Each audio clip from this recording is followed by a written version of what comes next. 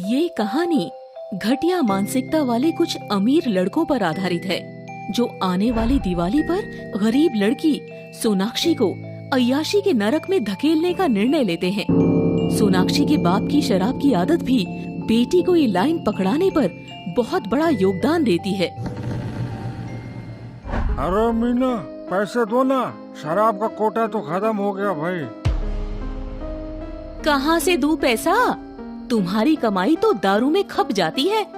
मेरी मेहनत मजदूरी में घर का खर्च ही मुश्किल से चलता है। मीना से पैसा न मिलने पर सुनील बेचैन सा हो जाता है और इधर उधर दिमाग दौड़ाने लगता है और उसे बिशन सेठ का ख्याल आ जाता है। सुनील अपनी बेटी सोनाक्षी से कहता है, अरे सोनाक्षी, क्या तुम तेल मिल वाले सेठ बिशन से 500 रुपए उधार मांग लाओगी? पापा, मांग तो लाऊंगी, पर वो मुझे ऐसे घूर कर देखता है जैसे कोई जानवर हो और मुझे खाना चाहता हो। अरे ये बड़े लोग ऐसे ही होते हैं, ऐसे देखना इनकी आदत होती है। तू डर मत और जा पैसे मांग ला, तुझे वो कभी मना नहीं करेगा। इस तरह सोनाक्षी बिशन से पैसे मांगने के लिए उसके घर चली जाती है और बिशन उसे देखते ही ऐसे खुश हो जाता है कि मानो उसकी लॉटरी लग गई हो।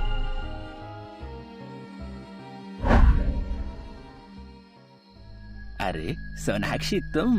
अभी अभी मैं तुम्हारे ही बारे में सोच रहा था। सुनाओ, कैसे आना हुआ? पापा ने 500 रुपए मंगवाए हैं भैया, अगर दे सको तो। तुम्हारे जैसी भला की खूबसूरत लड़की को पैसे क्या, मैं तो अपना सब कुछ दे दूं। मांग कर तो देख, वैसे भी मैं इस दिवाली तक ही तेरे काम आ सकता हूँ। दिवाली तक ही क्यों? क्योंकि दिवाली के बाद तो मेरी शादी हो जानी है, फिर उसके बाद मैं तुम्हारे कुछ काम आ सकूंगा, कोई गारंटी नहीं। ये कहते हुए बिशन उसका हाथ पकड़ लेता है और फिर उसकी हथेली को दबाते हुए उस पर 500 की जगह सीधे 1000 रुपए रख देता है। पर ये 1000 रुपए क्यों भैया? अरे नादान लड़की, 500 अपने बाप को दे देना और 500 तुम खर्च लेना।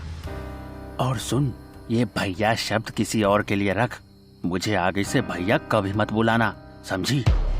सोनाक्षी अब समझती थी कि बिशन उस पर इतना मेहरबान क्यों है, मगर फिर भी चुपचाप पैसे रख लेती है क्योंकि पैसों का लालच कहीं न कहीं अब उसके मन में भी था और वो भी अपने मन से पैसा खर्चना चाहती थी। क्या सोच रही हो सोनाक्षी, कुछ और चाहिए क्या? नहीं बिशन। अच्छा, तो आ गई लाइन पर। अब तुम्हें भैया कभी भूलकर भी नहीं कहूंगी क्योंकि तुम तो भैया बन ही नहीं सकते। इस तरह कई महीने बीत जाते हैं और इस दौरान सोनाक्षी बिशन के पास 1-2 बार नहीं बल्कि बार बार पैसे मांगने जाती है। और फिर एक दिन बिशन और सोनाक्षी एक दूसरे से प्यार करते हुए। तुम्हारी खूबसूरती और फूलों सी कोमल देह ने तो सचमुच पागल बना दिया है सोनाक्षी।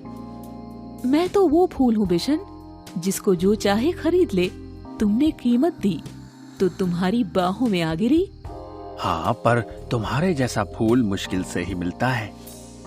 उस दिन सोनाक्षी का जो रंग ढंग बदलना शुरू होता, वो इस तरह से बदलता जाता कि वो बहुत जल्दी ही अमीर अय्याश और शराबी लड़कों की महफिल की रौनक बनती चली जाती है। शराब पीते हुए बिशन, रमन और विशाल। बिशन, तुम तो गुरु हो यार मेरे। तुमने मुझे जो सिखाया है वो तो कोई भी नहीं सिखा सकता। तभी तो ऐश कर रही हो मेरी जान। इस दिवाली तक तो तुम्हारी मौज ही मौज है, फिर हम शादी के बंधन में बंध जाएंगे। अबे सोनाक्षी, अब इंतजार नहीं होता, आ चल, जल्दी से अंदर चलते हैं। बड़ी जल्दी है तुझे, आ चल, पहले तुझे ही देखती हूँ। ये कहते हुए सोनाक्षी विशाल के साथ कमरे के अंदर चली जाती है और फिर कुछ देर बाद रमन भी वहाँ हो आता है। इस तरह दिन बीतते जाते हैं और सोनाक्षी पूरी तरह से बिगड़ जाती है। पापा, ये लो, तुम्हारे लिए वीआईपी दारू लेकर आई हूँ, शान से बैठकर पियो।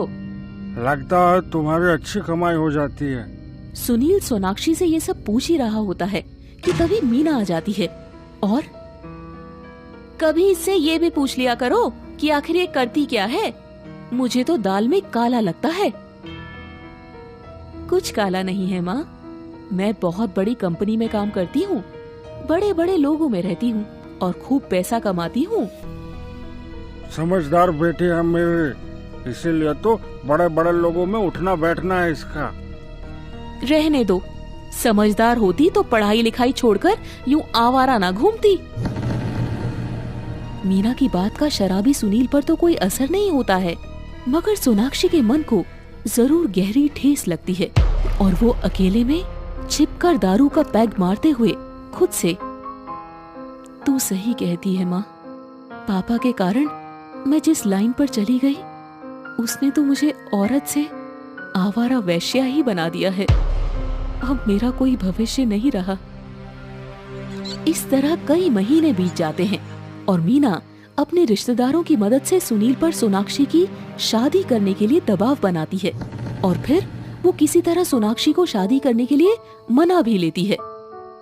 पापा, आपने जो कहा था मैंने माना और आज भी आपकी बात मान रही हूँ, पर मुझे लगता नहीं कि कभी किसी की पत्नी बन भी पाऊंगी या नहीं। तू खूबसूरत है बेटी, फिर ऐसा क्यों बोल रही है? सोनाक्षी अपने पिता को कोई जवाब नहीं दे पाती है। और फिर कुछ दिन बाद सोनाक्षी को देखने के लिए अनिल नाम का एक लड़का घर आता है। वो सोनाक्षी को देखते ही चौंक जाता है। अरे तुम, क्या मैं तुम्हें देखने के लिए आया हूँ? क्या हुआ बेटा, क्या तुम सोनाक्षी को पहले से जानते हो? जी हाँ, बड़े अच्छे से जानता हूँ। ये अनिल आगे कुछ बोल पाता इससे पहले ही सोनाक्षी बीच में आ जाती है और हाँ पापा, हम दोनों एक दूसरे को अच्छी तरह से जानते हैं। अनिल, मेरे साथ आओ, मुझे आपसे कुछ खास बात करनी है। हाँ हाँ बेटा, जाओ और खूब बातें करो। सोनाक्षी अनिल को अपने कमरे में ले जाती है और फिर रोते हुए उसके पैरों में गिर जाती है। अनिल, मैं तुम्हारे पैरों में गिरती हूँ, प्लीज मेरे घर वालों को मेरी असलियत मत बताना। चाहो तो रिश्ते से इनकार करके चले जाना। तेरी जैसी अय्याश और अमीरों का मनोरंजन करने वाली लड़की से शादी करेगा ही कौन? वो तो मैं भी समझती हूँ, लेकिन क्या? अब मैंने सुधरने का पक्का प्रण कर लिया है। भले ही मुझे जीवन भर अकेले रहना पड़े, पर मैं इस दिवाली के बाद कोई भी गलत काम नहीं करूंगी। पर दिवाली के बाद ही क्यों? अनिल के ये पूछने पर सोनाक्षी उसे बिशन वो उसके दोस्तों के दिवाली तक के करार के बारे में बताती है। ये सुनकर अनिल को उस पर बहुत गुस्सा आता है। अगर बदलना ही है तो दिवाली के बाद ही क्यों? आज से ही उन अय्याशों का साथ क्यों नहीं छोड़ देती? अगर छोड़ भी दूंगी तो क्या होगा? क्या कोई लड़का मेरी जैसी लड़की से शादी करेगा? अगर तुम सचमुच बदलने को तैयार हो तो मैं तुम्हारी सब बुराइयां भूलकर तुम्हें अपना जीवन साथी बनाने के लिए तैयार हूँ सोनाक्षी। ये सुनकर सोनाक्षी बहुत खुश होती है और अनिल से लिपटकर खूब रोती है। अनिल, तूने तो मेरी बर्बादी की दिवाली को प्यार की पहली दिवाली में बदल दिया। मैं जीवन भर तुम्हारी एहसानमंद रहूंगी। इस तरह बिशन और उसके दोस्त जिस सोनाक्षी को दिवाली तक अपनी वासना का सामान बनाकर रखना चाहते थे, वो दिवाली से पहले ही अनिल की जीवन संगिनी बन जाती है।